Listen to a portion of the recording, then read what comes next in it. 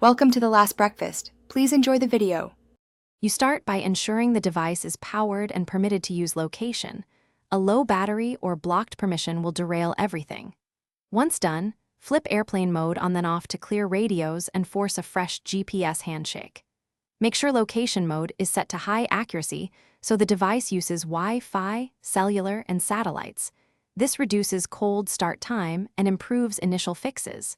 If you have a case or metal nearby, remove it now to avoid signal attenuation. Go outside where the sky is open and stand still for best results. Movement prolongs the time to first fix. You should open an app that displays satellite count and HStop or estimated accuracy so you can watch progress. This tells you when location is reliable. Wait until the app shows at least 3 satellites and reported accuracy under 10 meters before starting critical navigation. If accuracy stalls, step into a slightly different open spot to change satellite geometry.